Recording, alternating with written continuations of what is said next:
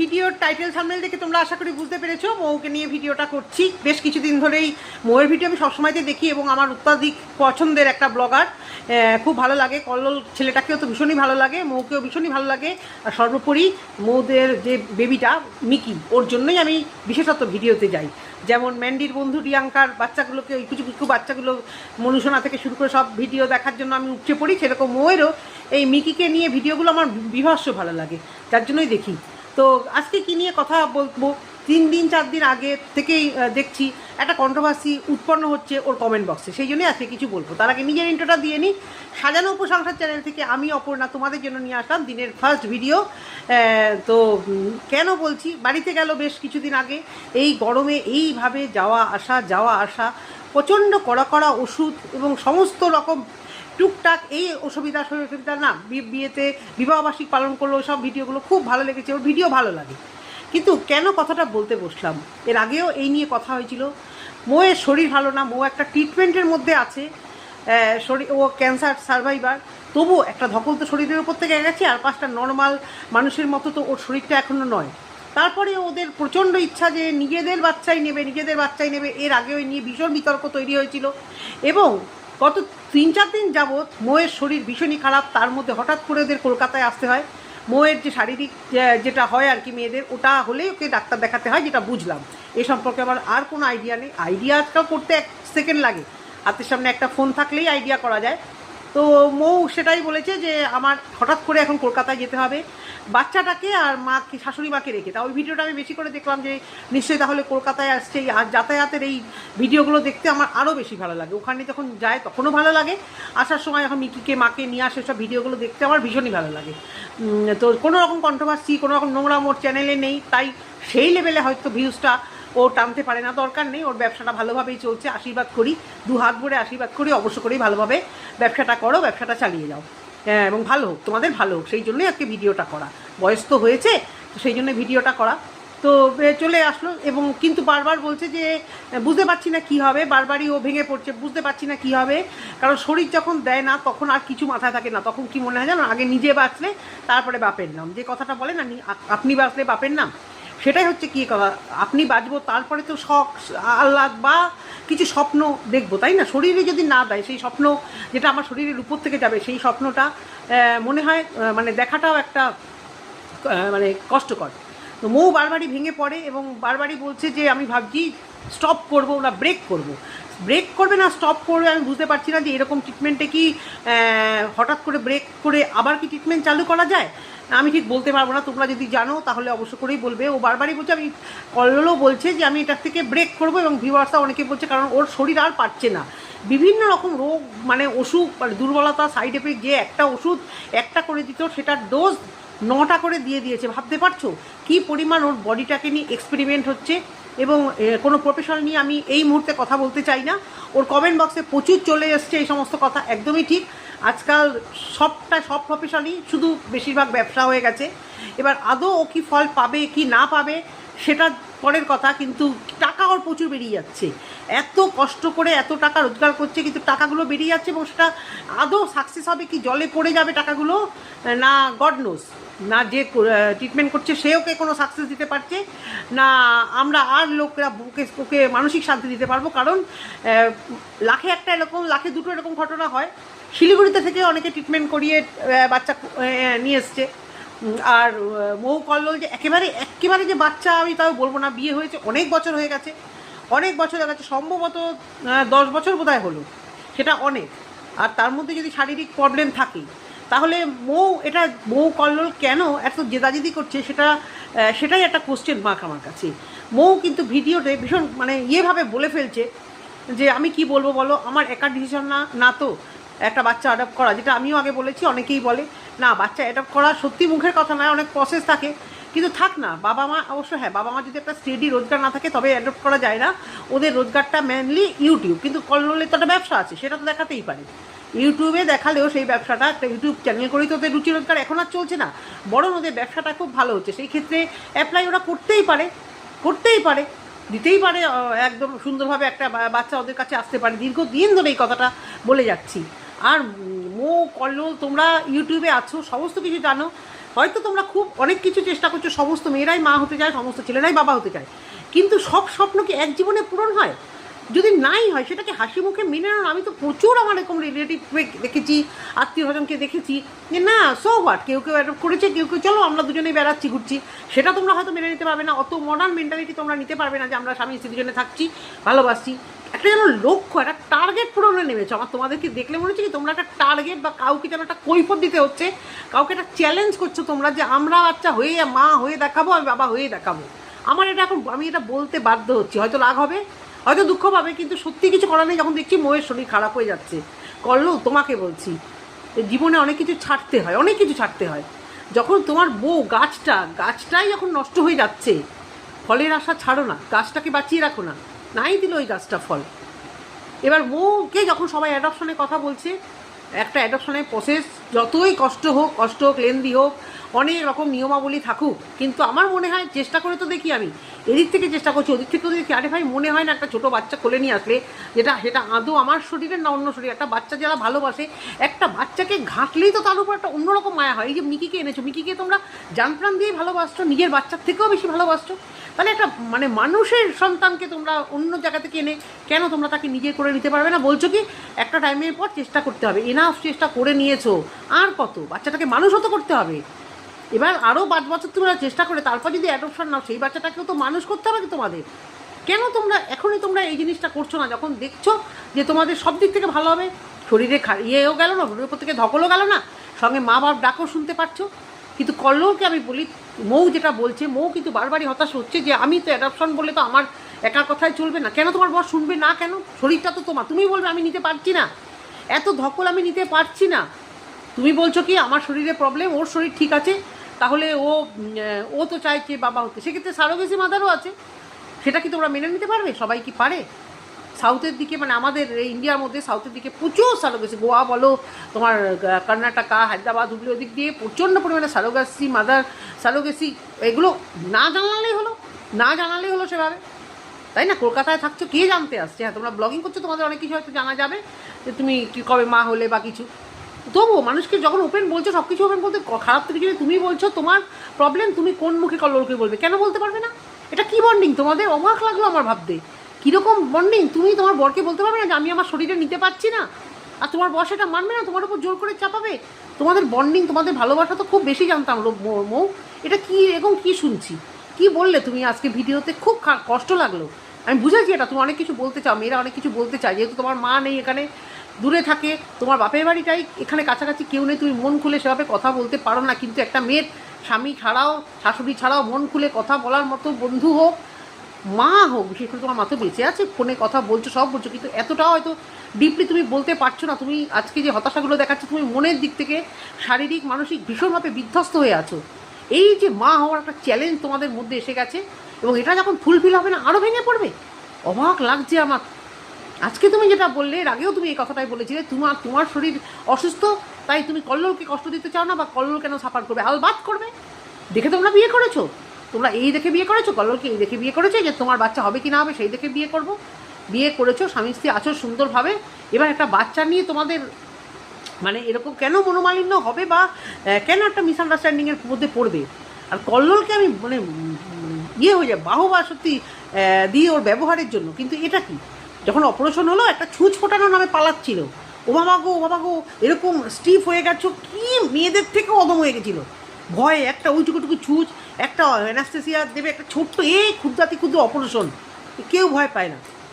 আর সেখানে তুমি এবার নিজে এত ভয় পাচ্ছ কল্লোল, আর তুমি তোমার যে বউ, ভালোবাসার একটা মানুষ, তার উপরে যে এক্সপেরিমেন্ট হচ্ছে, তোমার একটু খারাপ লাগছে না?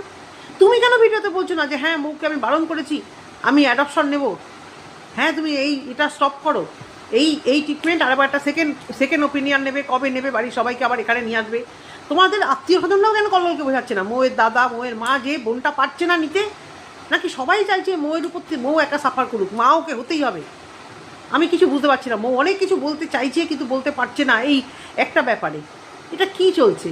দেখো তোমার কমেন্ট বক্স আছে, কিছু কমেন্ট আমি আজকে পড়ে শোনাচ্ছি। প্রচুর ভিউয়ার্স আজকে 2-3 দিন ধরে বলছে হয় অ্যাডপশন নাও, বা সারোগেসি মাদার নাও, বা অ্যাডপশন নাও, বা তুমি ট্রিটমেন্ট স্টপ করো, দরকার নেই তোমার। দরকার নেই, তোমরা তো বাঁচো। আরে যারা পৃথিবীতে আছে, যারা বেঁচে আছে তারা তো বাঁচো, যে আসেনি তার জন্য এত কেন সাফার করছো? আর মৌয়ের শরীর যদি ঠিক থাকতো ঠিক আছে, চেষ্টা করছি, এত ধকলও শরীরে সইছে না, দুদিন পর পর ওখানে চলে যাচ্ছে, সেখান থেকে এই গরমে তেতে পুড়ে খেটে এখানে আসছে, তার মধ্যে এই মেডিসিনের সাইড এফেক্ট, রান্না করতে পারছে না, মাথা ঘুরছে, এই করছে, তারপরে ওকে এটা করতে হবে? ও যদি IVF এর মধ্যে দিয়ে থাকে, যেটা হয় ফুললি রেস্ট, এমনিও অসুস্থ, ওকে ফুললি রেস্ট দিতে পারবে কল্লোল? তুমি একদম শুয়ে রাখতে পারবে বিছানায়? না, ও থাকবে। তোমাদের সেই পরিস্থিতি নেই 10টা 5টা আয়া রেখে বউকে একদম মানে খাটের উপর বসিয়ে রাখো। কীভাবে ওর উপর শরীরের উপর দিয়ে যাচ্ছে, ভিডিও করে, আমি দেখি যে প্রথমত ক্যান্সার সার্ভাইভার। আমি হলে তো এই সাহসই করতে পারতাম না, আমি হলে নিজের উপরে এক্সপেরিমেন্টই করতে পারতাম না। আমার প্রথম ছেলে যখন হয়েছে, বোঝার আগেই ছেলে চলে এসছে, মানে আমি আমার মানে বিয়ের মাসেই আমার ছেলে হয়ে গেছে।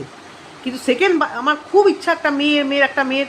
আমি বারবার, আমি আমার হাজব্যান্ড ঠিকই করে নিয়েছিলাম একটা অ্যাডপশন নেবো, একটা মেয়ে বাচ্চা নেবো, শরীরের উপর থেকে আর কিছু করবো না। কিন্তু আমার হাজব্যান্ড এবং আমার ননদ ভাসুরা বোঝালো নিশ্চয়ই অ্যাডপশনে আমাদের কোনো আপত্তি নেই, কিন্তু যখন অন্যায় করবে না ওই বাচ্চাটা, তখন তোর হয়তো মনে হবে না, তোর যদি কেউ না থাকতো ঠিক আছে, যে তোর হয়তো মনে হবে যে এটা আমার নিজের বাচ্চা, ওটা আমার, এই ধরনের বুঝিয়েছিল যে ও যেহেতু তোকে নিয়েছি তাহলে কেউ এত বদমাইশ বা এরকম একটা কিছু হতে পারতো। তখন যাই হোক প্ল্যান করে, যেহেতু শরীরটা ছিল, ছেলের হওয়ার 7 বছর পরে আবার আমি মেয়ে একটা অ্যাডপ্ট করলাম, আর সত্যি ঢেলে দিয়েছে আমাকে উপরওয়ালা, মেয়ে দিয়েছে। কিন্তু আমি আমার হাজব্যান্ড সবসময়তেই বলি, আমার নিজের দিদিকে বলি, তারাও অ্যাডপশন নেয়নি, কারণ তারা দুজনেই চাকরি করে, তবে তারা এখন ভাবছে যে হয়নি তো হয়নি, আমরা আমার ছেলে মেয়েগুলোই হচ্ছে ওর প্রাণ, ওর ভাসুরের ছেলে মেয়ে, দেওরের ছেলে মেয়ে হচ্ছে ওর মানে প্রাণের থেকেও বেশি, তাদেরকে নিয়ে ওর কোনো আফসোস এখনও দেখি না। আগে দেখেছিলাম প্রথম, এখন আর দেখি না। অনেক বছর হয়ে গেছে, বিয়ে হয়েছে 7-8 বছর, এখন আর ওই আফসোসও করে না, বলে না ঠিক আছে, ভাগ্যিস হয়নি, তাও আমি চাকরি বাকরিগুলো আমি করতে পারতাম না। যাই হোক, এবারে আমি আমার কথা বলি, আমরাও যখন প্রথম রকম বিয়ে হয়েছিল, আমি আমার বরকে বলতাম, এদিক ওদিক দেখে, আবার বিভিন্ন রকম রিলেটিভকে দেখে, যে আমার যদি সন্তান নাও হতো না, আমরা ওই 1 বছর 2 বছর দেখে আমরা অ্যাডাপ্ট করে নিতাম, কারণ আমি ঘরে একটা বাচ্চা ছাড়া থাকতে পারতাম না। এই না যে আমাকেই হতে হবে, করতে হবে, আমার হয়ে গেছে হয়ে গেছে, হ্যাঁ আমি অনেক কিছু পাওয়া পেয়ে নিয়েছি 100 বার, কিন্তু আমরা যদি এটা প্রবলেম হতো তাহলে অবশ্য করেই আমি অ্যাডপশন নিতে একবারও ভাবতাম না। আমার উল্টো দিকে ফ্ল্যাটেই থাকে, একটা অ্যাডপশন নিয়েছে, তারপরে একটা বেবি হয়েছে, দুটোকে নিয়ে বেশ ভালো আছে। আবার অনেকের ওই অ্যাডপশন বাচ্চা নিয়েই মানে প্রচণ্ড খুশি, বাচ্চা তো বাচ্চাই হয়। দেখো, তোমার ভালোবাসার ভিউয়ার, তোমাকে যারা প্রচণ্ড ভালোবাসে, আজকে প্রচণ্ডভাবে কল্লোলের উপর রেখে গেছে। একজন যাদবপুরে থাকে, তার কমেন্টটা আমি দেখছি, সে বলছে যে পাড়ার অনেকেই এরকম করেছে। হ্যাঁ, এটা তো করবেই। জানো, এই একজনের কমেন্টটা আমার খুব ভালো লেগেছে, যাদবপুরে যে থাকে, ধুর বাবা ব্যাটারি হচ্ছে আছে, লিখেছে যে 5-6টা পরিবার এখন দত্তক সন্তান নিয়েছে, ভালো আছে। এটা আমি পরে পড়ছি। এখানে একজন যেটা লিখেছে দেখো, যে 1 মিনিট, সরি, এত কড়া ওষুধের সাইড এফেক্টে বাচ্চা করতে করতে নিজের 12টা বাজাচ্ছ তুমি যদি না থাকলে, তাহলে কল্লোল একা বাচ্চা বড় করতে পারবে তো? ঈশ্বর এক জীবনে কাউকে সব সুখ দেয় না। এক্স্যাক্টলি এই কথাটি মাথায় রেখে স্বার্থপর চিন্তাভাবনা থেকে বিরত থাকো। কল্লোল একটা ইঞ্জেকশন, একদম আমার কথা, কল্লোল একটা ইঞ্জেকশন নিতে এত ভয় পায়, আর সেই মানুষটি বাবা ডাক শোনার জন্য তোমাকে মৃত্যু মুখে কীভাবে ঠেলে দিচ্ছে। তোমার শারীরিক অবস্থা দেখে সত্যি মানে নিশ্চয়ই তোমার মায়েরও খুব খারাপ লাগে, যে কথা আমি বলেছি। এখানে একজন লিখেছে, অবশ্য কল্লোল বাচ্চার জন্য মৌকে ফোর্স করে না, কিন্তু মৌয়ের কথা শুনে তো আমার তাই মনে হয়েছে। এখানে লিখেছে, মৌ শুধু মা হওয়ার জন্য পাগল হলে অনেক আগেই মৌয়ের ওই ট্রিটমেন্ট থেকে বেরিয়ে আসতো।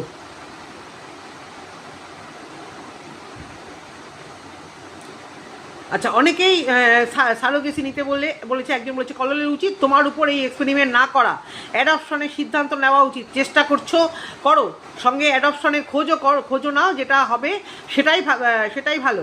তবে বেশি লেট করলে, এটা না হলেও ওটা যদি হয়, অপশন খোলা থাকবে, প্লিজ মাইন্ড করো না, কিন্তু এই মুহূর্তে এটা বেটার হবে।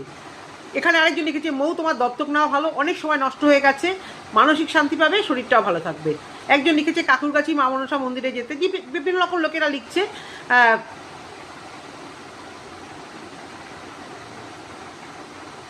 তোমার লাস্ট এখনও হয়নি, মানে মৌ যেটা বলছে যে লাস্টে তো ভাবতেই হবে, কিন্তু আমার মনে হয় ওর সময় হয়ে গেছে। যেরকম এক ভিউয়ার্সে লিখেছে তোমার লাস্ট এখনো হয়নি, সবসময় বলো তোমার একার ডিসিশন না, তাহলে তো বলতে হয় কল্লোল তোমার কষ্ট বোঝে না। দেখো আমি যে কথাগুলো বলছি কমেন্ট বক্সে সেই কথাগুলো লিখেছি। দিনে দিনে তুমি শেষ হয়ে যাচ্ছ, এরপর কি একটা বাচ্চার জন্য নিজের প্রাণ দিয়ে দেবে? হায় রে হায়, বাচ্চার নিজের প্রাণ, এর কোনো বাচ্চার জন্য নিজের প্রাণ, বাচ্চা আগে না কি নিজের প্রাণের দাম নেই?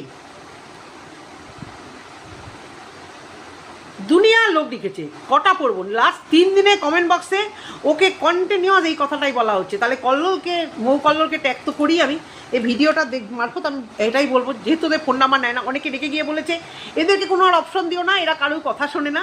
বহুবার চেষ্টা করেছি ভালো সাজেশন দেওয়ার, এরা কারোর কথা শোনে না। না, কারোর কথা হয়তো শোনে না, কিন্তু হয়তো কোনো ভিউয়ার্সের সঙ্গে ওদের ক্লোজ আছে বা নিজেদেরও একটা আছে পরিচিতি, সেই হিসেবে হয়তো এরা ওই ডিসিশনটাই নেবে।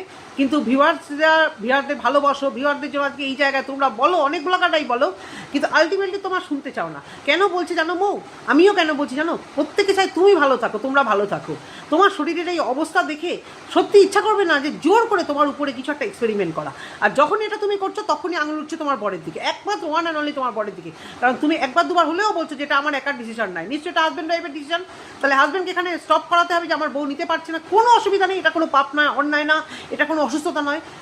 সুন্দর দুখানা কাপল, এত সুন্দর মিষ্টি বন্ডিং, শুধুমাত্র কেন তোমরা তোমাদের ফ্যামিলির মধ্যে এটা নিয়ে করছো? অনেক ফ্যামিলিতে দেখেছি এই নিয়ে প্রচুর অশান্তি হয়, মাথা আমার গরম হয়ে যায়, মাথাটা গরম হয়ে যায়, ম্যাক্সিমাম ছেলেগুলো করে। আমার এক জাতীয় দিদির এরকম দীর্ঘদিন বাচ্চা হয়নি, হ্যাঁ, তারপরে 14 বছর পরে হয়েছে। মানে আমার ছেলে, ওর ছেলে অনেক বড় হওয়ার কথা, যে একই বয়সী। মানে ও পাগল হয়ে আমার মা বা আমার আত্মীয় স্বজনদের বলতো যে তোমরা ওকে বিয়ে দাও, তোমরা ওকে বিয়ে দাও, দেবাশিসকে বিয়ে দাও। আর আমার মারা বলতো কি বলেছে বিয়ে করবে, জামাইবাবু বলছে আমি আমার দরকার নেই, তুমি থাকো। কিন্তু ওই দিদি পাগল হয়ে গেছিলো। তারপরে প্রচুর টাকা খরচা করেছে, অ্যাকচুয়ালি ওর বাচ্চা আসতো, বাচ্চা থাকতো না। আমি জানি না ওর এসছিল বা কী ডিটেলস এত জানি না, হয়তো আসেইনি, সেই আশাতেও পাগল হয়ে গেছিলো। যাই হোক, তারপর অনেক দিন পরে এখন প্রায় বুড়ো বুড়ি, কিন্তু আমার বাচ্চা আর ওর বাচ্চা, আমার ছেলে আর ওর ছেলে একই বয়সী। যাই হোক, হয়েছে না হয়েছে সেটা আলাদা কথা। এরকম কিন্তু মানে ছেলেরা এগিয়ে আসবে যে তোমার প্রবলেম, ঠিক আছে, তোমার প্রবলেমটা কোনো প্রবলেমই না, আমি এটাকে পাত্তাই দিচ্ছি না, তুমি ভালো থাকো। এই ক্ষেত্রে এই জন্যই কল্লোলের দিকে আঙুল উঠছে। কেন আঙুল উঠছে? সবাই তোমাদেরকে খুব ভালোবাসে, যারাই বলছে তারা রাগ হয়ে বলছে, তারা প্রচণ্ড রাগ হয়ে বলছে যে তোমাদের ভিডিও দেখছি, তোমরা ভালো থাকো, সবাই চায় তোমরা ভালো থাকো। মিকিকে নিয়ে, শাশুড়িকে নিয়ে একটা বাচ্চা অ্যাডপ্ট করে এখনকার দিনে কী সুন্দর একটা বাচ্চাকে মনের মতো বড় করবে, কিন্তু না, বলছো এখনও সময় হয়নি। তাহলে কি তুমি শেষ হয়ে গেলে তারপরে অ্যাডপ্ট করবে মৌ? তোমার শরীর শেষ হয়ে গেলে অ্যাডপ্ট করবে? যেখানে দেখছো ধনে প্রাণে বরবাদ হচ্ছ, মানসিক শান্তি নষ্ট হয়ে গেছে, একটা বাচ্চা করে সংসারে রোজ ট্রিটমেন্ট, ওখানে যাচ্ছ, ওখানে থাকতে পারছো না, এখানে আসছো। সবাই চায় তোমরা ভালো থাকো, আমিও চাই তোমরা ভালো থাকো। সেই জন্যই কিন্তু আজকে ভিডিওটা করা। কমেন্ট বক্স দেখে 3 দিন ধরে আজকে আমি দেখছি যে এত মানুষ বলছে, এটা আমার মনে সবসময়তে আসে এটা, যে মৌদের এখন একদম সময় হয়ে গেছে, একদম নিউ ম্যারেড নয়, 3 বছর 4 বছর ট্রাই করেছো, ব্যাস এনাফ। 5 বছরের উপরে হয়ে গেছে, এক্ষুনি তোমাদের উচিত একটা সুন্দর ডিসিশনে আসা, নাহলে এইটাও হারাবে। আরে যাকে আনবে তাকে তো বড় করতে হবে, তার জন্য তো তোমাদের ইয়াং থাকতে হবে। বুড়ো বয়সে একটা বাচ্চা এরকম করে কী লাভ? আর বাচ্চা যখন তোমার এত শরীরের সমস্যা, এটাকে ছেড়ে দাও না, পারছো না নিতে, ছেড়ে দাও ভাই। নেগেটিভিটি ছড়াচ্ছি না মৌ, তোমার ভালোর জন্যই বলছি। তুমি থাকলে সব থাকবে, তুমি না থাকলে কী থাকবে বলো তো? তোমার শরীর শেষ হয়ে গেলে কী থাকবে? কিছু থাকবে কি? যখন বাচ্চাটা তো হলো, তাকে মানুষ করার মতো তো শরীর তোমার দিল না। তারপরে তো আছে ডেলিভারির সময় একটা রিস্ক থেকে যায়, যদিও এই আইভিএফ পদ্ধতি আমার কোনো আইডিয়া নেই, সেই জন্যই বলছি। কিছু মনে করো না মৌ, ভিডিওটা আজকে করতে বাধ্য হলাম, এইটুকুই বলা ভিডিওতে। যদি তোমাদের ভালো লেগে থাকে অবশ্যই করে কমেন্ট সেকশনে একটা কমেন্ট করে দিও। টাটা।